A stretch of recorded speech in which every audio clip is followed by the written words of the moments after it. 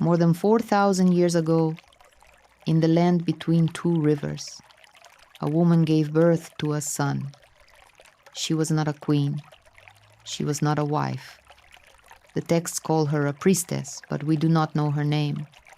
What we know is that she could not keep the child. She placed the newborn in a basket made of reeds. She sealed the lid with bitumen, the same black tar that waterproofed boats, and she set the basket on the river. The water took him. The river was the Euphrates. It flowed through the heart of Mesopotamia, past fields and villages, past the great city of Kish. The basket drifted. A baby cried, and someone saw him. A water carrier named Aki was drawing water from the river. He saw the basket floating. He pulled it to the shore. He opened the lid. Inside, a boy looked up at him. Aki had no children of his own. He took the baby home and raised him as his son. This boy would grow up to become the most powerful man on earth. He would conquer the first empire in history. His name would be remembered for 4,000 years. His name was Sargon. You may have heard this story before. It sounds almost exactly like the story of Moses in the Bible, a baby in a basket, set on the river, found and raised by someone who was not his parent. But here is the difference. The story of Sargon was written down at least 1,000 years before the story of Moses. The scribes of Mesopotamia wrote it on clay tablets. They copied it for centuries. They wanted everyone to know how their greatest king began. Not in a palace, not in a war, but in a basket floating on the water. Sargon grew up in the house of Aki the water carrier. We do not know exactly where, probably in the city of Kish, one of the great powers of Mesopotamia at that time. Kish was not the oldest city. Uruk was older. Ur was richer. But Kish controlled the northern part of the plain where the Euphrates and Tigris came closest to each other. The boy worked beside his foster father. He learned to carry water, to tend gardens, to work with his hands. But he was not a gardener. The texts call him a cupbearer. That sounds simple. Someone who serves wine at a king's table. But in ancient Mesopotamia, the cupbearer was something more. He was the king's most trusted servant. He tasted the wine before the king drank. He listened to conversations in the palace. He knew secrets. The king of Kish at the time was named Ur-Zababa. He was a young man, not much older than Sargon. The two became close. Ur-Zababa trusted Sargon. He gave him a place at the royal table. Sargon learned how power worked. He watched the king make decisions. He watched the king make mistakes. And he began to dream. But Sargon was not the only man with dreams. In the south, in the city of Uruk, another king was rising. His name was Lugal-Zagyasi. He had already conquered Uruk. Then he took Ur. Then he took Larsa. Then he took Nippur, the holy city, the religious center of all Mesopotamia. City by city, he was uniting the south under his rule. Lugal-Zagyasi called himself king of the lands. His army was huge, his treasury was full, and he was looking north toward Kish. The people of Kish began to worry. Their king, Ur-Zababa, was young and inexperienced. He did not know how to fight a war against a conqueror like Lugal-Zagyasi. He turned to his cupbearer. "What should I do?" he asked. Sargon gave him advice. But the texts tell us that Ur-Zababa became afraid, not of Lugal-Zagyasi, but of Sargon. The king had a dream.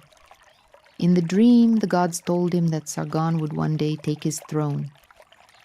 Ur-Zababa tried to kill his cupbearer. He sent Sargon on a dangerous mission to Lugal-Zagyasi himself, hoping the southern king would do the dirty work. But Sargon survived. And when he returned, he was no longer a servant. He was a leader of men. The details of what happened next are lost. The clay tablets are broken. The scribes who wrote the story did not agree on all the facts. But one thing is clear. Sargon did not remain in Kish. He gathered his own followers. He marched south. And he met Lugal-Zagezi in battle. The battle took place near the city of Uruk. We do not know how many soldiers fought on each side. We do not know how long the fighting lasted. But we know who won. Sargon captured Lugal-Zagezi. The texts say he put the defeated king in a wooden collar, a punishment reserved for the worst enemies. Then he marched Lugal-Zagezi through the gates of Nippur, the holy city, as a prisoner. The gods had seen everything. The gods had chosen Sargon. This was the moment. One battle, one victory. And suddenly, Sargon controlled the two greatest cities in Mesopotamia, Kish in the north and Uruk in the south. He controlled the holy city of Nippur. He controlled the trade routes along the Euphrates. He was not just a king anymore. He was something new, something the world had never seen. After defeating Lugal-Zagezi, Sargon did not stop. He marched his army east to the mountains of Iran. He marched west to the shores of the Mediterranean Sea. He marched north to the land of cedar forests that Gilgamesh had once sought. City after city fell. King after king surrendered. The texts say Sargon fought 34 battles. He won all of them. He washed his weapons in the waters of the lower sea, what we call the Persian Gulf, and then again in the waters of the upper sea, the Mediterranean. No king had ever done that before. No one had ever controlled so much land. This was the first empire in history. From the mountains of Iran to the coast of the Mediterranean, from the cedar forests of Lebanon to the marshlands of the south, all of it belonged to one man. Sargon called himself King of Akkad. Akkad was his new capital. He built it on the banks of the Euphrates, somewhere between Kish and Sippar. We do not know exactly where. The city has never been found, but its name became the name of an empire, Akkad, the first empire. And Sargon did not rule like the kings before him. He did not rely on the old city-states. He put his own people in charge. His sons, his generals, his loyal followers. He broke the power of the old temples. He made Akkadian the language of government. He created a new world. But an empire is not easy to hold together. Sargon ruled for 55 years. That is a long time for any king, especially one who started with nothing. During those years, rebellions broke out again and again. The old cities of the south did not want to obey a king from the north. The priests did not want to lose their power. The kings Sargon had defeated waited for their chance. Every time a rebellion started, Sargon marched his army back. He destroyed the walls of the rebellious cities. He killed the leaders. He replaced them with his own men. Then he moved on to the next rebellion. The texts say that at the end of his life, Sargon was old and tired, but he still controlled his empire. He had built something that no one had built before. He had shown that one man could rule from the mountains to the sea, and he had given his empire a language, Akkadian. Before Sargon, the language of writing was Sumerian. The scribes wrote everything in Sumerian, even if they spoke Akkadian at home. After Sargon, Akkadian became the language of government, of trade, of diplomacy. For the next 2,000 years, kings across the Near East would write to each other in Akkadian.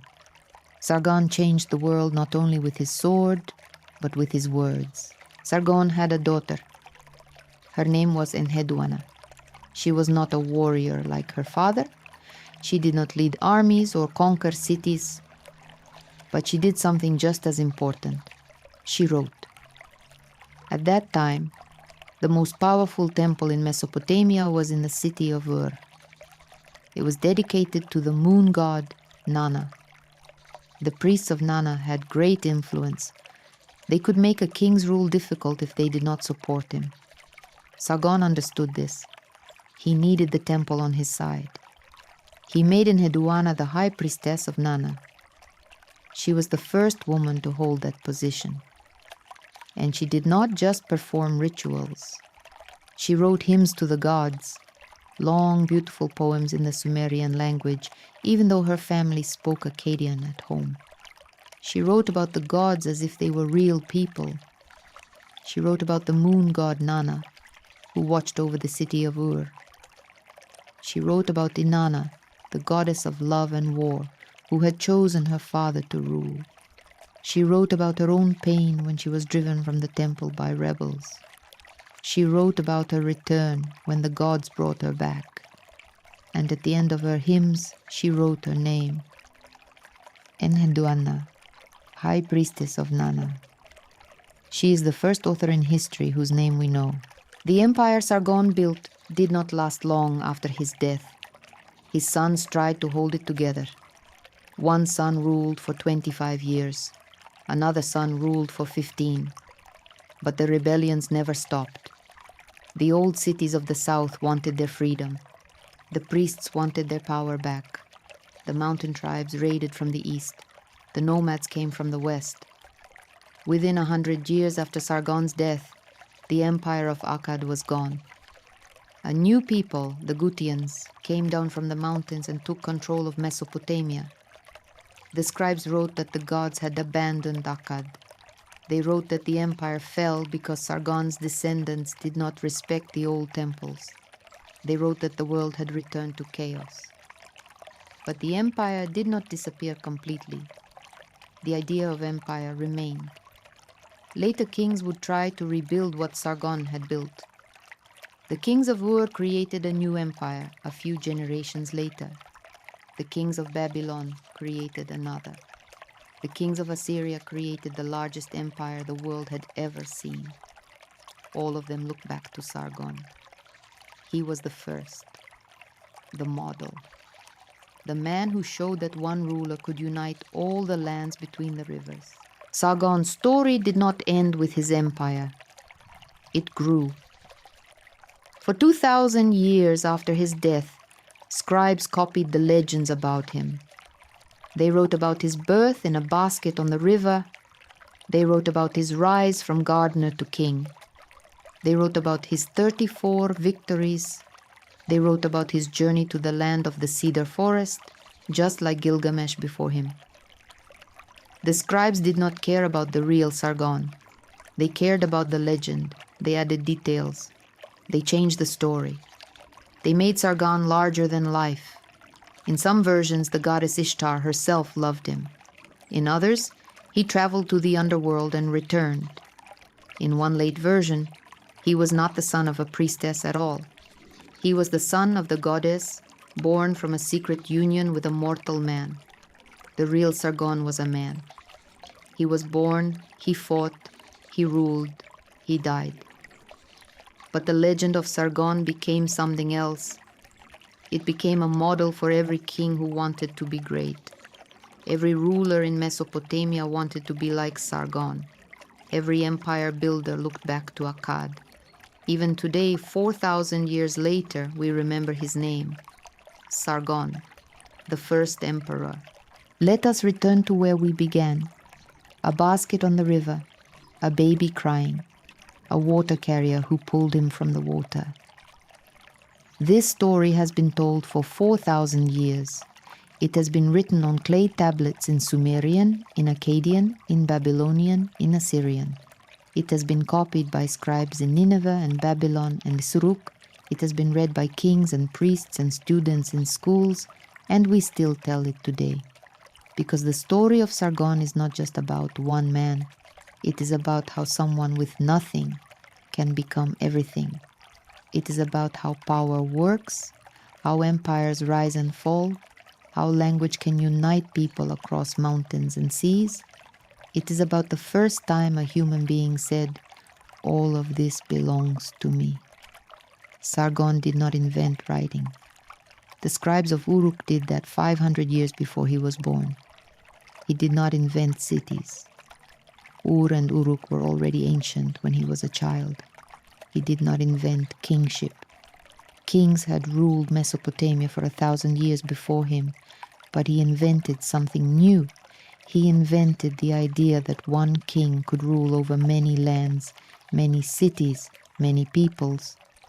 He invented the idea of an empire, and that idea never died. What remains of Sargon's empire today? Almost nothing. His capital city, Akkad, has never been found. Archaeologists have searched for it for more than 100 years. They have dug in the desert between the Tigris and Euphrates. They have followed ancient canals and old riverbeds. They have found nothing. Some scholars think Akkad was washed away by the river. The Euphrates changed its course many times over the centuries. A city built on its banks could have been swallowed by the water. Others think the city lies under a modern town, hidden by houses and streets. Others think we have simply not dug deep enough. But even without the city, we know Sargon existed. We have his name on clay tablets. We have the names of his sons, his daughters, his generals. We have the records of the merchants who traded in his empire. We have the hymns written by his daughter Enheduanna. We have the legends copied by scribes for 2,000 years. Sargon is not a myth like Gilgamesh. He did not fight monsters or travel to the underworld. He was a real man. He lived, he conquered, he ruled, and he died. We do not know where he is buried. We do not know what he looked like. No portrait of him survives. But his name survives. 4,000 years later, we still say it. Sargon, the first emperor. Now let us think about Enheduanna again. She was the daughter of Sargon, the high priestess of the moon god Nanna. She wrote hymns that survived for 4,000 years, but she was more than a writer. She was a politician. When Sargon put her in the temple at Ur, he knew what he was doing. The temple controlled land, grain, trade. The priests of Nanna had power. By making his daughter the high priestess, Sargon put that power in his own family.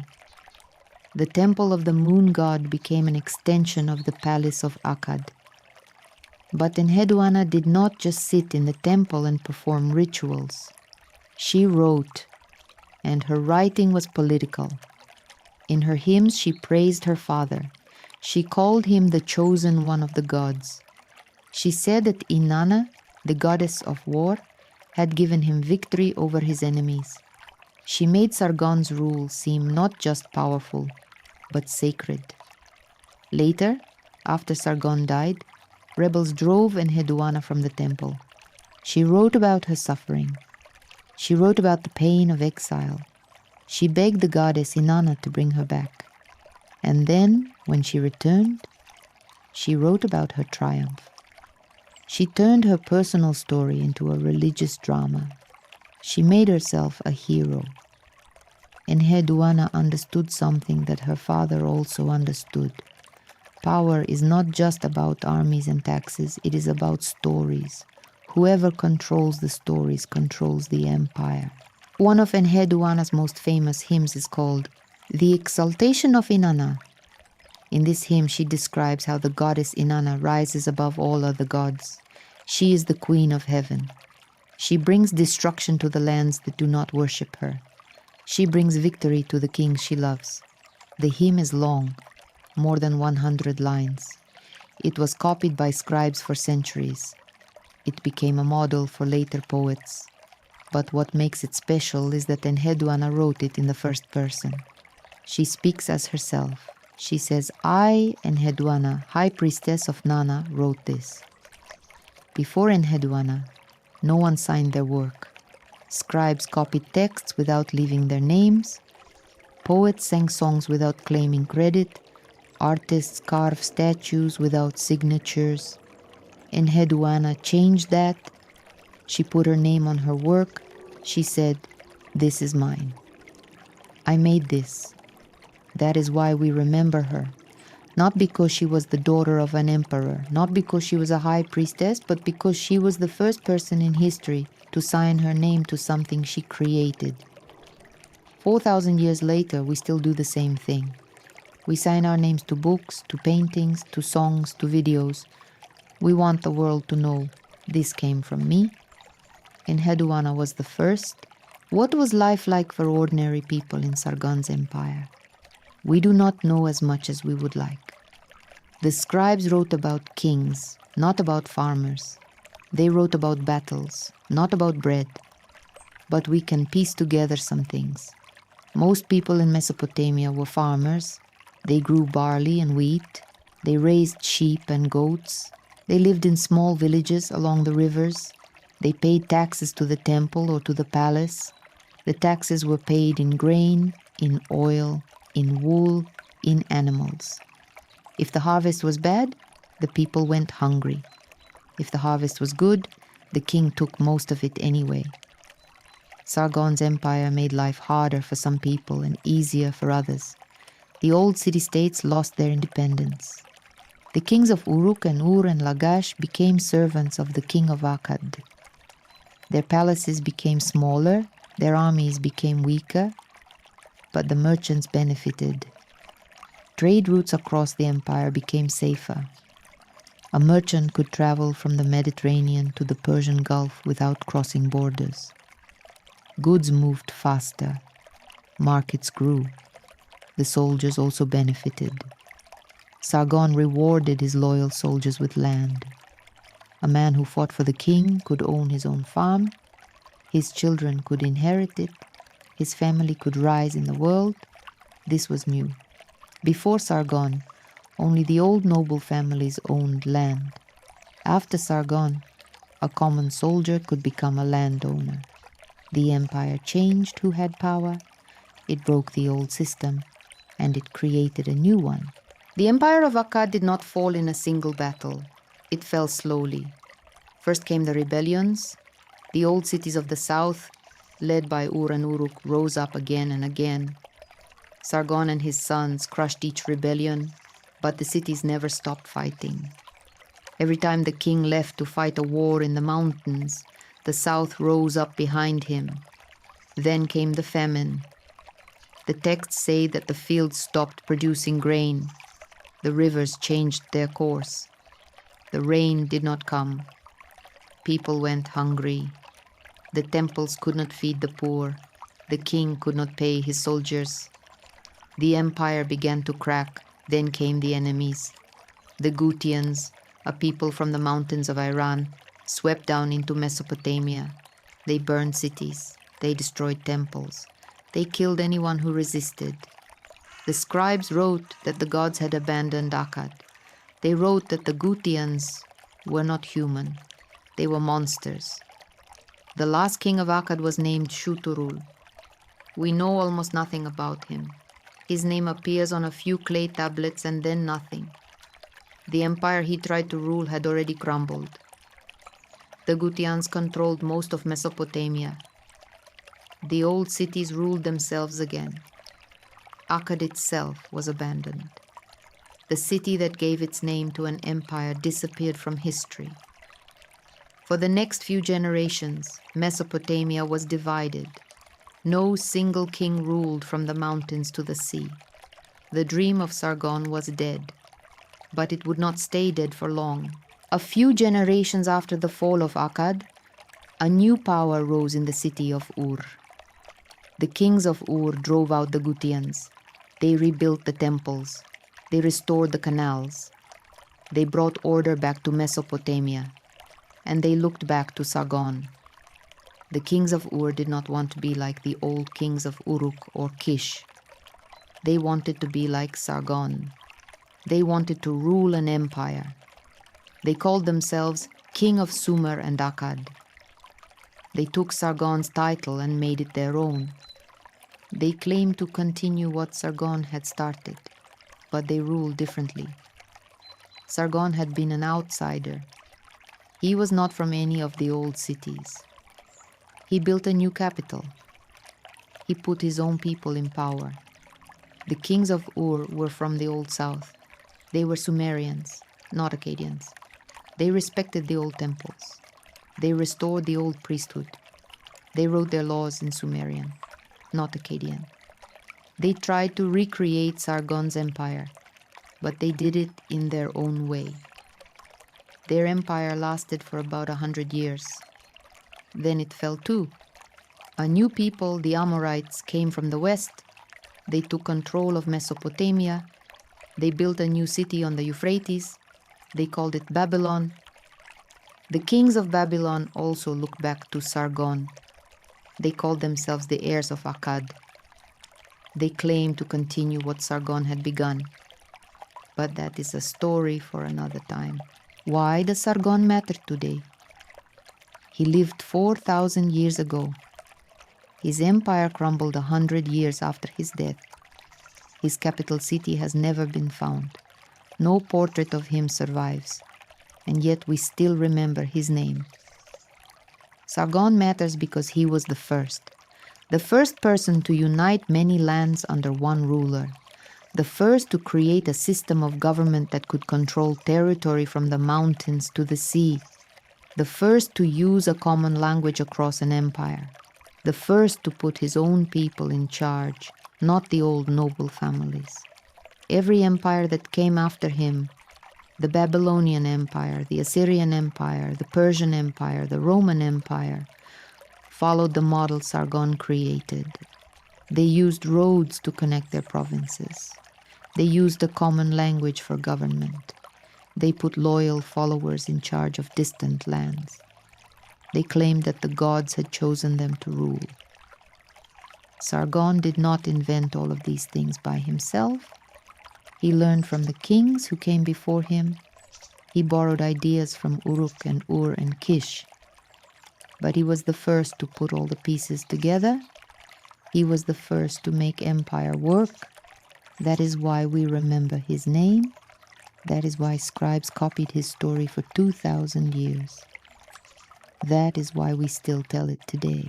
There is one more thing we should consider. Sargon was not a Sumerian. He was an Akkadian. He spoke a different language. He came from a different culture. He was an outsider. The Sumerians had ruled Mesopotamia for more than 1,000 years before Sargon was born.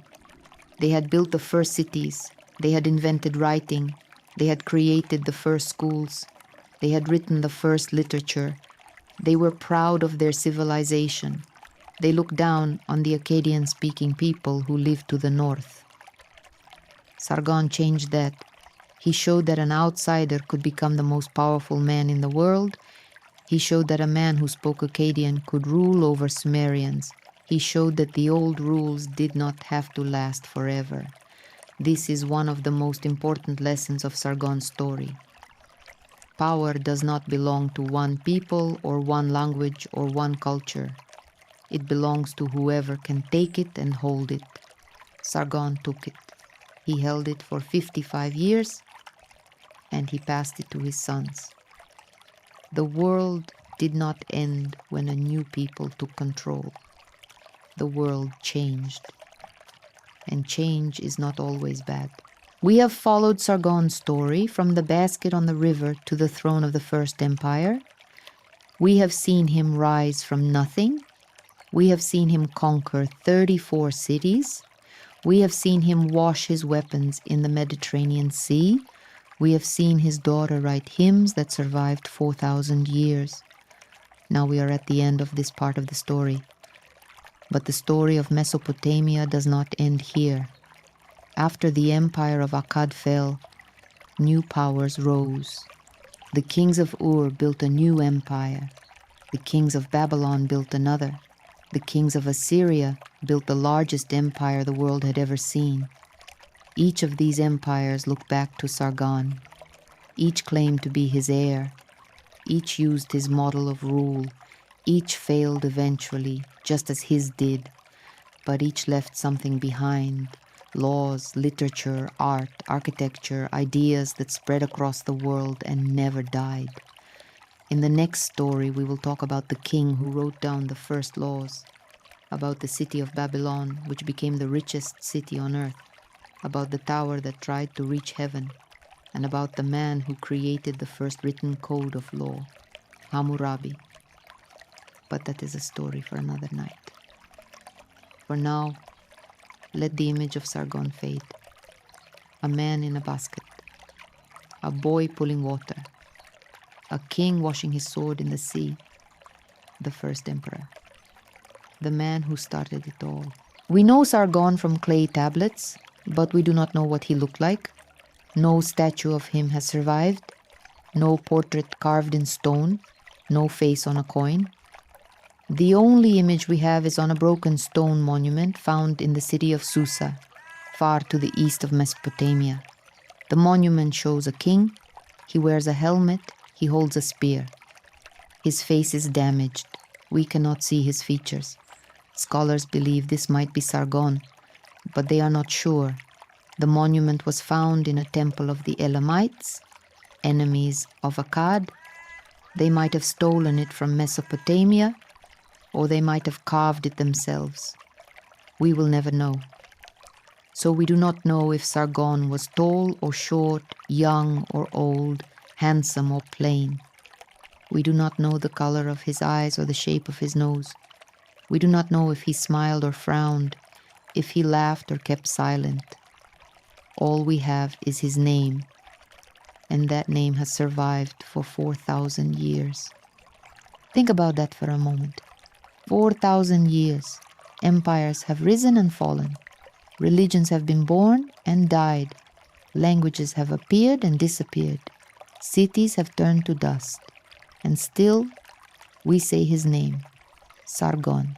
How did Sargon keep his empire together? He had no telephones, no email, no roads that could be used in all seasons. He had no standing army that could be everywhere at once. He had no bureaucracy with files and forms. And yet, he ruled for 55 years. The answer is that he used people. He put his sons in charge of the most important cities. He married his daughters to the sons of conquered kings. He gave land to his loyal soldiers. He made the old noble families dependent on him for their power. He also used the gods. In Mesopotamia, every city had its own god. The god of Ur was Nana. The god of Uruk was Anu. The god of Nippur was Enlil. Sargon did not try to replace these gods. He did not say, "My God is better than your God." Instead, he said, "Your gods have chosen me to rule." He placed his daughter Enheduanna as high priestess in Ur. He built temples in the cities he conquered. He made offerings to the gods of every land. This was clever. If the god of Ur had chosen Sargon to rule, then the people of Ur could not rebel without rebelling against their own god. Sargon made his rule seem not just powerful, but sacred. The people of Mesopotamia did not call themselves Sumerians or Akkadians. They called themselves the black-headed people. That was their name for themselves. It meant nothing about the color of their skin. It was just a way to say, us. The Sumerians spoke one language. The Akkadians spoke another. But they lived side by side for centuries. They traded with each other. They married each other. They fought each other. They borrowed words from each other. By the time Sargon was born, the two peoples were already mixed. Sargon did not try to make everyone speak Akkadian. He did not forbid the Sumerian language. He did not burn Sumerian books or close Sumerian schools. He simply made Akkadian the language of government.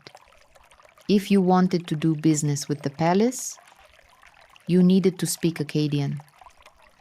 If you wanted to serve in the army, you needed to understand orders in Akkadian. If you wanted to rise in the world, you needed to learn the king's language. This was not oppression. It was opportunity. People learned Akkadian because it helped them. And over time, Akkadian spread. By the time Sargon died, more people spoke Akkadian than ever before. Within a few hundred years, Sumerian was a dead language, still used by priests and scribes, but no longer spoken on the street. The fall of Akkad was not just a political event. It was a trauma. The scribes who wrote about it described it as the end of the world. They said the gods had turned their faces away from Mesopotamia. They said the dead walked the streets.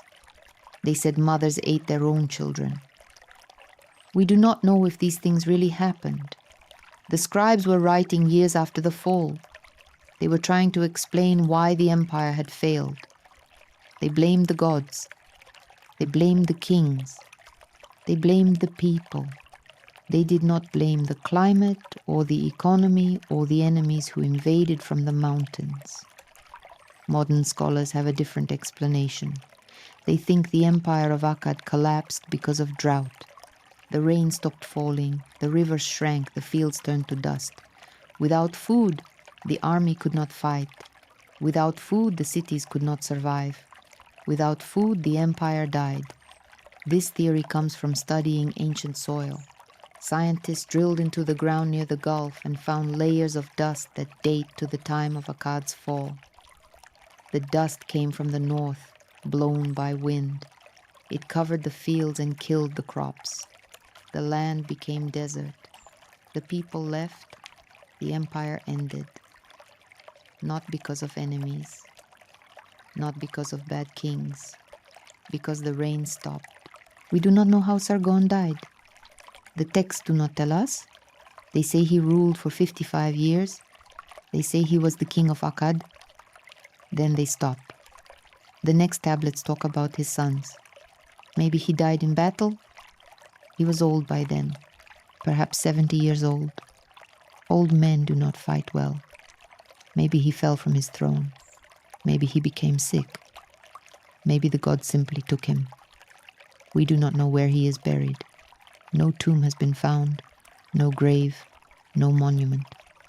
Sargon, the first emperor, the man who conquered the world, disappeared from history as completely as his capital city. But his name did not disappear. His sons carried it. His daughter wrote it in her hymns. The scribes copied it for 2,000 years. And we still say it today. There is a lesson in this. You do not need a tomb to be remembered. You do not need a statue. You do not need a monument. You need a story. And Sargon's story is one of the greatest ever told. Let us return to Enheduanna one more time. She died an old woman. She served as high priestess for 40 years. She wrote hymns that became classics. She trained scribes who copied her work and passed it to their students. After her death, her hymns were still read. They were still copied. They were still sung in the temples. Generations of priests knew her name. Generations of scribes wrote her words. She became more famous than her father. Why? Because Sargon conquered land. Enheduanna conquered something else. She conquered time. Her words outlived her empire. They outlived her language. They outlived her gods. We still read Enheduanna today. Not because she was the daughter of an emperor. Not because she was a high priestess. But because she wrote well. Because her words still move us. 4,000 years later. She wrote about love and loss. She wrote about fear and courage. She wrote about exile and return. She wrote about what it means to be human. And that never goes out of style. What can we learn from Sargon's story? Perhaps this. The world changes. Empires rise and fall. Kings come and go. But the human heart does not change. Sargon wanted power. Enheduanna wanted to be heard. The people of Mesopotamia wanted to feed their children and sleep in peace. Those same desires drive us today. We want power. We want to be heard. We want to feed our children and sleep in peace. The names have changed. The clothes have changed. The languages have changed. But the people have not changed. When we read about Sargon, we are not reading about a stranger. We are reading about ourselves. He wanted what we want. He feared what we fear. He hoped what we hope. He was human, just like us. That is why his story still matters. That is why we still tell it. That is why we still remember his name. Not because he was the first emperor, but because he was one of us. After the fall of Akkad, Mesopotamia entered a dark age. The Gutians ruled from the mountains. They did not build cities. They did not write inscriptions. They did not leave monuments. They just took what they wanted and moved on. The scribes wrote that the Gutians were like snakes. They slithered across the land. They destroyed everything they touched. They did not respect the gods. They did not respect the temples. They did not respect the kings of old. But the dark age did not last forever. A new king rose in the city of Uruk. His name was Utuhengal. He drove out the Gutians. He restored order. He rebuilt the temples. He reopened the canals. He brought the gods back to Mesopotamia. Then he died, and his general took over. The general's name was Ur-Nama.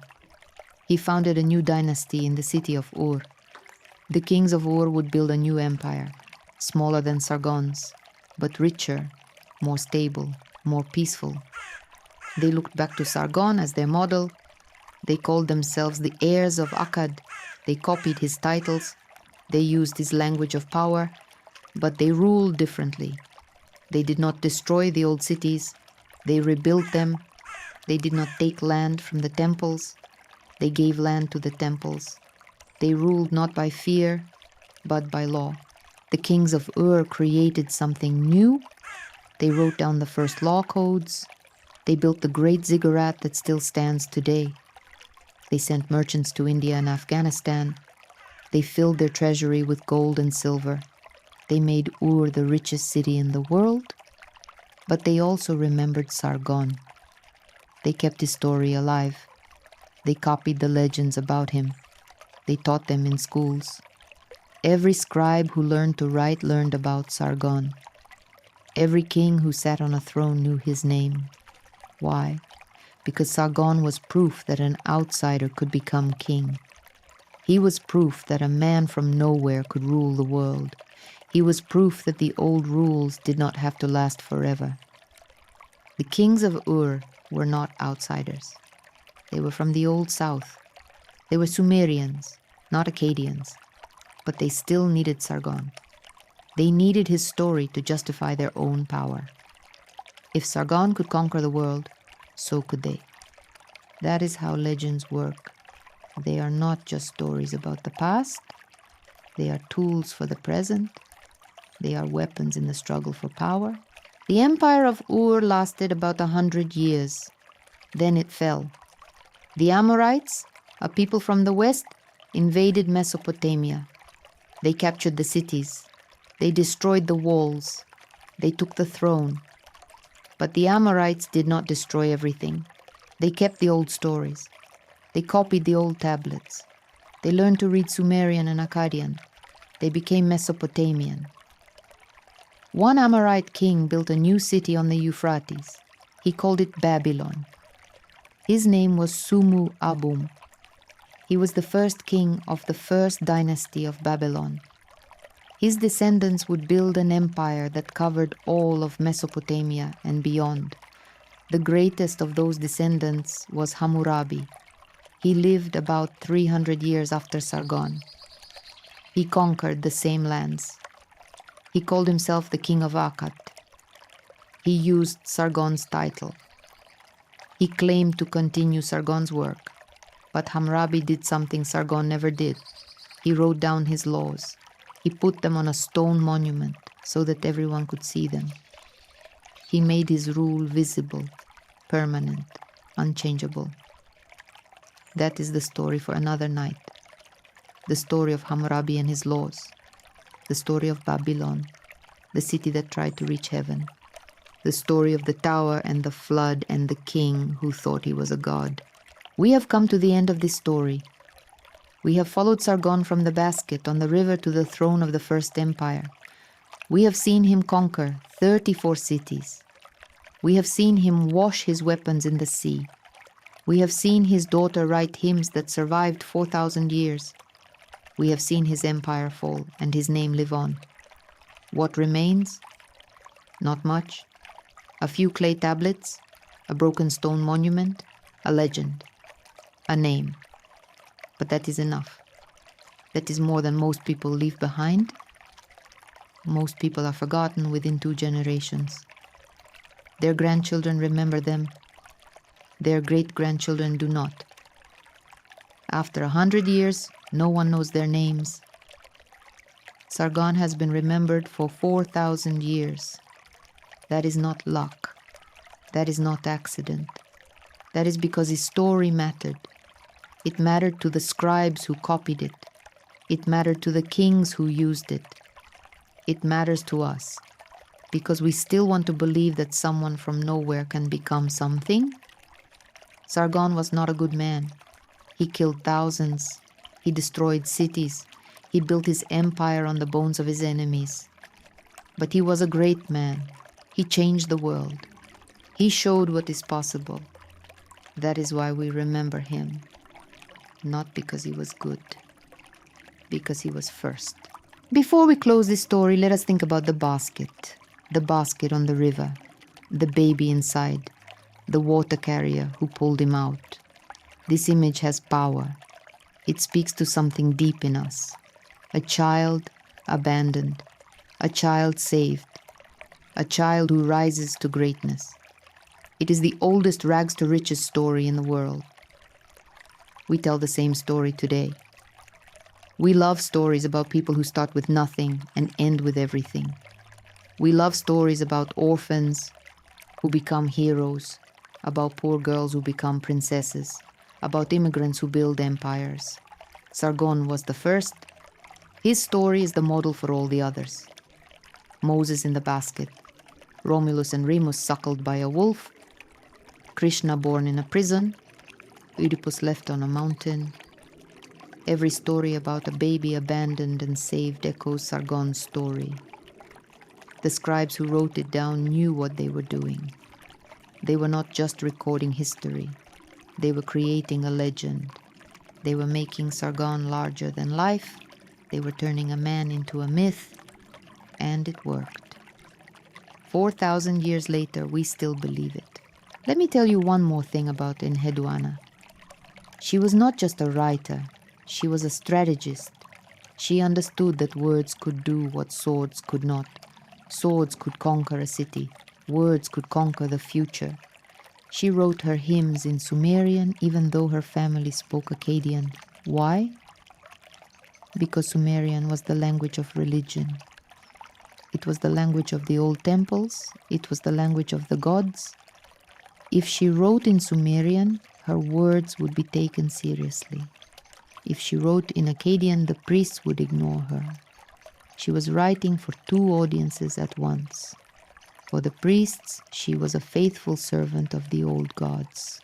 For her father, she was a loyal daughter building his power. She balanced these 2 roles for 40 years. She never fell. That is wisdom. That is the wisdom of someone who understands how power works. You do not have to destroy the old. To build the new, you can use the old. You can speak its language. You can wear its clothes. You can sit in its temples. And then slowly, you can change it from within. Enheduanna changed Mesopotamia. Not with armies, with words. We do not know when Enheduanna died. We do not know where she is buried.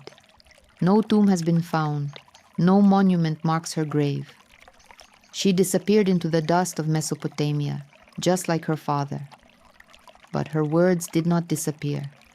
They were copied. They were read. They were sung in temples for centuries. Even after Sumerian stopped being spoken on the street, scribes still learned it in school. They still read Enheduanna's hymns. They still copied them for practice. That is how her words survived. Not in a tomb, not in a monument, in the minds of students, in the hands of scribes, in the mouths of priests. That is the only immortality that matters, not statues, not tombs, not names carved in stone. Words. Words that people want to read, words that people want to copy, words that people want to remember. Enheduanna understood this. That is why she wrote her name at the end of her hymns. She was not being vain. She was being smart. She knew that a name on a tablet could outlast a name on a tomb. And she was right. 4,000 years later, we still say her name. Enheduanna, the first author. What about the other women of Akkad? We know almost nothing. The scribes wrote about kings, not about queens. They wrote about battles, not about births. The women of Akkad are silent in the records. We do not know their names. We do not know their faces. We do not know their stories. But they were there. They farmed the fields. They wove the cloth. They baked the bread. They raised the children. They mourned the dead. They kept the world running while the kings fought their wars. We can guess that some of them were powerful. Sargon's wife, we do not know her name. His mother, we do not know her name. The priestesses who served in the temples, we know only a few names, and only because they signed tablets. The silence of women in the records is not because women did nothing. It is because the men who wrote the records did not think women mattered. They were wrong, but their wrongness shaped the record. We see only what they chose to write. That is why Enheduanna is so important. She broke through that silence. She wrote her own words. She signed her own name. She made sure that at least one woman's voice would be heard. We have reached the last chapter of this story. Sargon is gone. Akkad is dust. Enheduanna's bones are scattered. The empire they built has crumbled. The language they spoke is dead. The gods they worshipped are forgotten. And yet, we still say their names. We still read their words. We still tell their story. That is what survival means.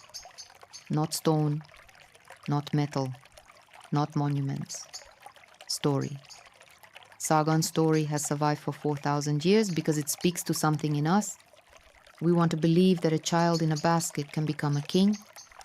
We want to believe that a girl who loved words can become a voice for the ages. We want to believe that ordinary people can do extraordinary things. That is the gift of history. It shows us what is possible. It shows us that the world can change. It shows us that we can change it. Sargon changed the world.